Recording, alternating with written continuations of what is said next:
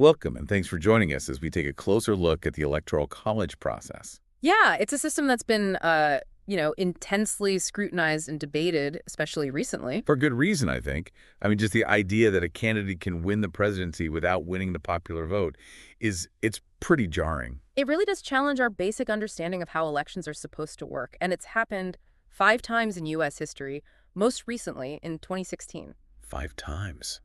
Wow, that's more than I realized. So it seems like this Electoral College system has a pretty complicated history. Oh, it does. It was created during the Constitutional Convention of 1787, a time when there was so much debate about how to balance the power of the people and the states and the federal government. So it was born out of compromise then. Exactly. The founding fathers, they were trying to find a way to elect a president that satisfied both large and small states' interests. I can see how that would lead to some pretty intense negotiations. So how did they actually land on the Electoral College system? Well, one of the main concerns back then was the fear of what they called mob rule. The idea that a direct popular vote would give too much power to the masses, potentially leading to, the election of a demagogue, or a candidate who only appealed to the interests of one particular region or group. So they wanted a system that would, in a way, temper the will of the people. That was part of the thinking, yeah. They also wanted to ensure that smaller states wouldn't be completely overshadowed by larger, more populous ones. I can see how that would be a concern, especially back then when communication and travel were so much more difficult. Exactly. So the Electoral College was designed to create a system where both the popular vote and the interests of individual states would be taken into account. Okay, so they created this system with electors representing each state. But how did they decide how many electors each state would get? Well, that's where the compromise comes in. They decided to tie the number of electors to a state's representation in Congress, which itself is based on, a combination of population size and equal representation for each state in the Senate. So it's not just about how many people live in a state. It's also about giving each state a certain level of influence, regardless of its size. That's the idea. It's a way of balancing the power of the people with the power of the states. It sounds like they were walking a tightrope trying to create a system that satisfied everyone. They were, and it's a system that has had a profound impact on American politics, for better or for worse. Let's talk about that impact. We've already touched on the fact that a candidate can win the presidency without winning the popular vote. But what are some other ways the Electoral College has shaped the course of American history? Well, for starters, it has arguably contributed to the dominance of a two-party system in the United States. How so? Because the winner-take-all system in most states means that a third-party candidate has a very difficult time gaining any traction.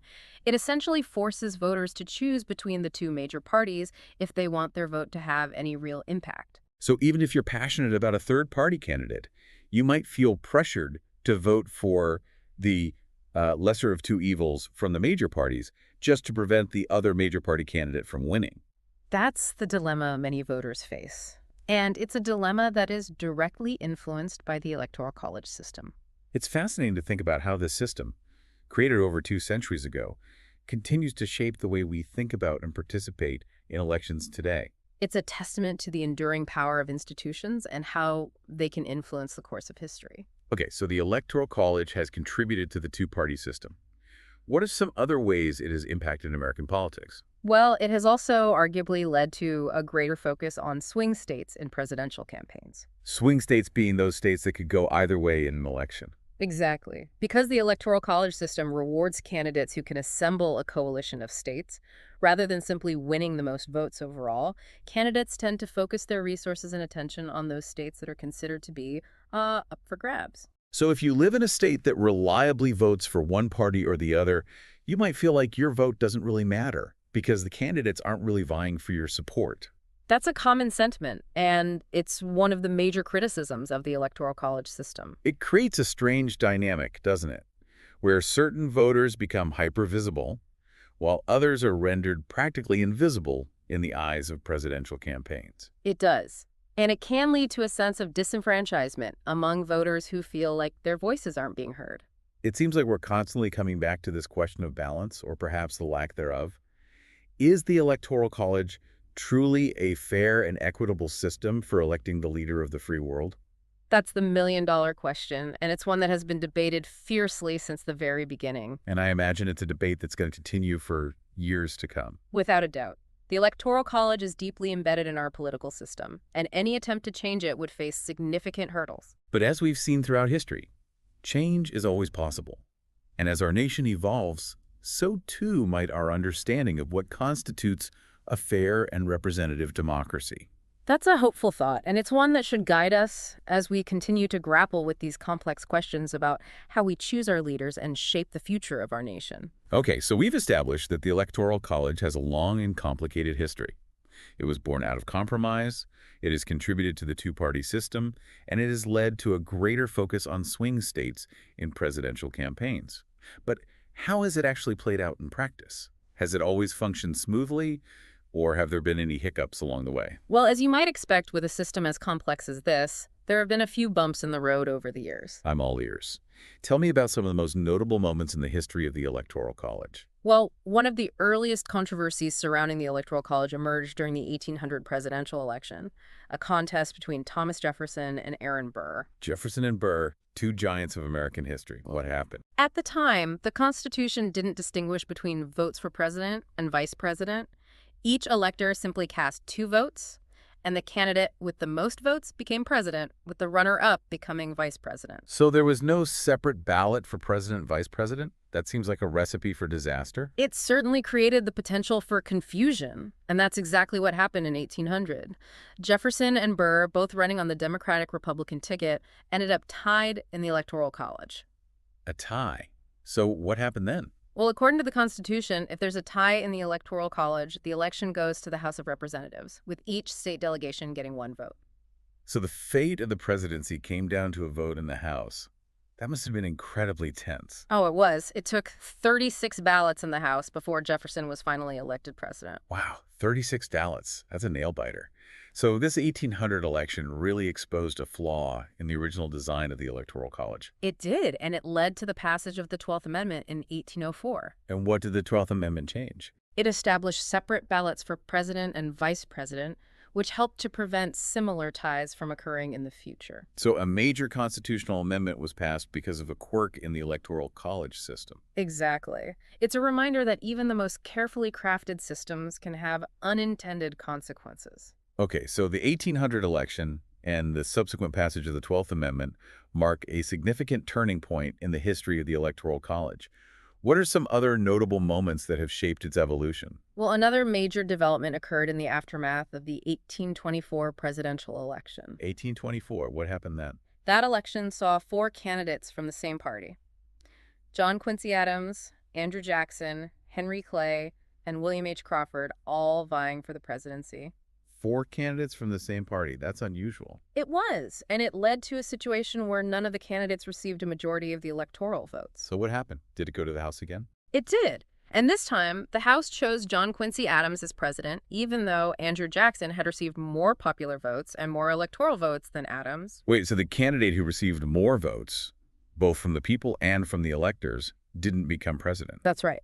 And this outcome led to accusations of a corrupt bargain between Adams and Clay, who had served as Speaker of the House and had thrown his support behind Adams. So not only did the candidate with more votes lose, but there were also allegations of backroom deals and political maneuvering. Exactly. The 1824 election further highlighted the potential for the Electoral College to produce outcomes that don't align with the popular will, and it intensified debates about the fairness and legitimacy of the system. It seems like the early decades of the 19th century were a particularly tumultuous time for the Electoral College. They were, and these early controversies helped to shape the way the system has been understood and debated ever since. It's fascinating to consider how the Electoral College might influence the strategies and choices candidates make during a presidential campaign. Oh, absolutely. We talked about it a bit earlier, like the whole swing state thing. But I'm sure there's more to it than that. So how does the Electoral College shape a candidate's approach to campaigning? Well, for starters, it forces candidates to think geographically, They can't just focus on winning over the most populous areas or the areas that just align with their base. They need to build support across a range of states to reach that magic number of 270 electoral votes. So a candidate can't just rely on winning California and New York, for example. They need to appeal to voters in different parts of the country. Exactly. The Electoral College pushes them to broaden their appeal, consider the concerns of voters in a much more diverse set of states. It really encourages a more geographically balanced campaign strategy. It makes me think about those electoral maps we always see, during election season with states shaded red or blue. Yeah, those maps are a visual representation of the Electoral College's impact, and they highlight how candidates must prioritize certain states over others to secure a path to victory. Right. It's not just about winning the most votes overall. It's about winning the right combination of states. Precisely. And this leads to some interesting and sometimes controversial campaign tactics. For example, candidates often tailor their messages and policy proposals to appeal to the specific concerns of voters in those crucial swing states. So a candidate might emphasize certain issues or even shift their stance on certain policies depending on which state they're campaigning in. It's a common strategy, yeah. It's about appealing to the needs and interests of voters in those states that could make or break their chances of winning. It all sounds very strategic, almost like a game of chess. That's a good analogy. The Electoral College really does turn presidential campaigns into a complex, strategic game where winning isn't just about appealing to the most people, it's about appealing to the right people in the right places. It definitely adds another layer of complexity to an already intricate process. And speaking of complexity, we talked about those states that don't follow the winner-take-all rule, Maine and Nebraska. How does their proportional system impact campaigns? Well, it adds another wrinkle to the strategic map for sure. Because Maine and Nebraska can split their electoral votes, they become more attractive to candidates who might not otherwise be competitive in those states. So even if a candidate knows they're unlikely to win the entire state, they might still campaign there in hopes of picking up a few electoral votes. Exactly. It incentivizes candidates to engage with a broader range of voters, potentially even tailor their messages to specific regions within those states. It's all about maximizing every opportunity to secure those electoral votes. Sounds like the Electoral College keeps candidates on their toes, forcing them to be adaptable and strategic in their approach. Yeah. But what about the voters themselves? How does the Electoral College impact voter behavior and engagement? That's a crucial question. It's one thing to understand how the system works, but it's another to understand how it shapes the way people actually participate in elections.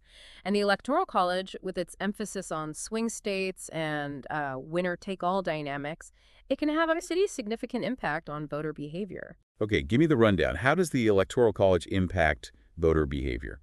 Well, as we've discussed, it creates a situation where voters in some states are simply more influential than voters in others. This can lead to a sense of apathy or disenfranchisement among those who live in states that, aren't considered competitive. Right. If you know your state is going to vote a certain way, regardless of your vote, you might be less motivated to participate at all. It's a real concern, and it can contribute to lower voter turnout in those non-battleground states.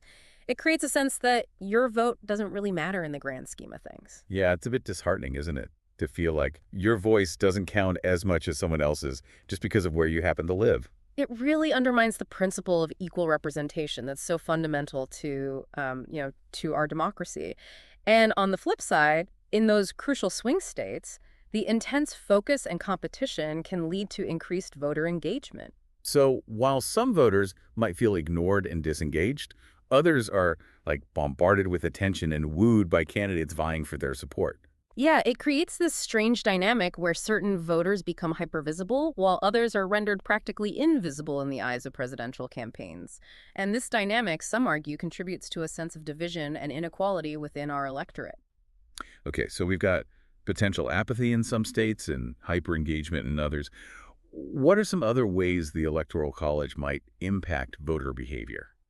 Well, because the system rewards candidates who can assemble a coalition of states rather than simply winning the most votes overall, it can really influence the types of candidates who run for president and the strategies they employ to connect with voters. So the Electoral College shapes not just the campaign itself, but the very nature of the candidates and their approaches to winning. Absolutely. It encourages candidates to focus on building geographically diverse support, which might mean, compromising on certain policy positions or emphasizing issues that resonate with specific regional demographics. It sounds like the Electoral College creates a complex web of incentives and disincentives that influence everything from campaign tactics to voter behavior and even the types of candidates who emerge on the national stage. Yeah, it's a system that really casts a long shadow over our political landscape, shaping not only the outcomes of elections, but the very dynamics of our political discourse. And understanding these intricate workings is really crucial for anyone who wants to engage in informed and meaningful political participation. We've spent a lot of time, really unpacking the mechanics of the Electoral College, Right. the historical twists and turns, even the potential for reform. But now I'm kind of curious to zoom out a bit. What are the broader implications of this system for, American democracy? Is it ultimately a force for good, or is it a relic that's holding us back? That's the question, isn't it? The Electoral College, it's not just some procedural quirk. It's a fundamental part of how we choose our leader. And its implications go way beyond just the mechanics of counting votes. Okay, I'm ready to explore those ripples. Where should we start? Well, I think one of the most significant is its impact on the nature of our political campaigns. As we've discussed, the system incentivizes candidates to focus on a relatively small number of swing states, Hmm. often tailoring their messages and policies to appeal to uh, those specific voters. Yeah, it creates that weird dynamic where voters in some states are just bombarded with attention, while voters in others are basically ignored. Exactly. And this can lead to a sense of alienation and disenfranchisement among those who feel like, their votes don't really matter. It's hard to feel like you're really participating in a democracy when you know your vote is unlikely to change anything. That's the danger. And it can contribute to a decline in civic engagement, a sense of cynicism about the whole political process. So the Electoral College might actually be, like, undermining the very democracy it's supposed to uphold. It's a valid concern for sure, and it's one that's been raised by, critics of the system for decades now. Okay, so we've got potential negative impacts on voter engagement. What are some other implications of the Electoral College for American democracy? Another major concern is that the system could produce outcomes that don't actually align with the popular will. We've seen this happen 5 times in U.S. history, where a candidate has won the presidency despite losing the popular vote.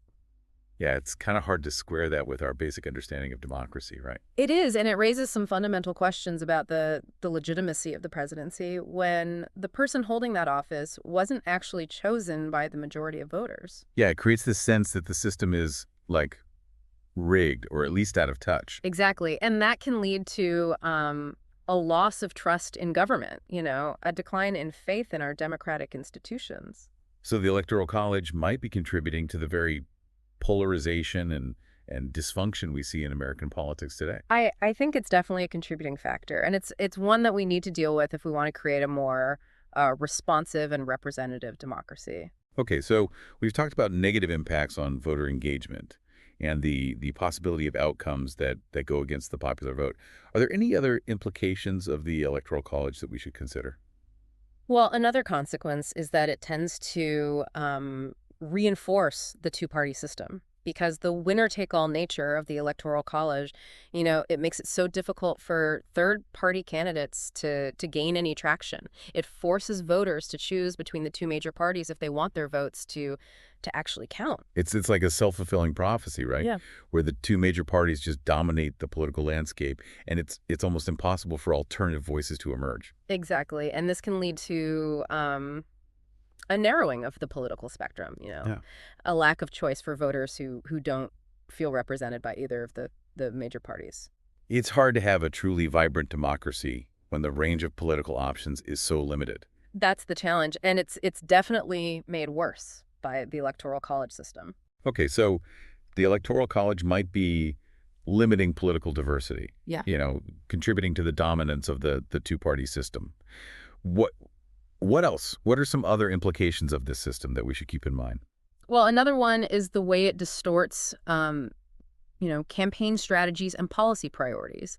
Because candidates are so focused on winning those handful of swing states, they often tailor their messages and their platforms to appeal to those voters, even if those messages and platforms, don't really reflect the needs of the country as a whole. It's like the tail wagging the dog, Mm. where the concerns of a small number of voters in a few key states, they end up dictating the national agenda. That's a good analogy. And it can lead to a situation where, important issues that affect, huge parts of the population are just neglected simply because they don't resonate with voters in those swing states. It's like a recipe for policymaking that's totally out of touch. Exactly. It's another example of how the Electoral College can really distort the democratic process. So the Electoral College, it might be shaping not just, who wins elections, but the very substance of our political debates and policy decisions. Yeah, that's a crucial point. The Electoral College isn't just some procedural thing. It's a system with profound implications for the nature of our democracy, Yeah. the direction of our nation. Yeah, it's a lot to think about. And it raises some big questions about whether the Electoral College is really serving us well. It does, and those are questions that we need to keep asking, as we try to create a more perfect union. Well said. Thanks for being here. Post a comment or topic suggestion below, and join us again next time for another closer look at another great topic.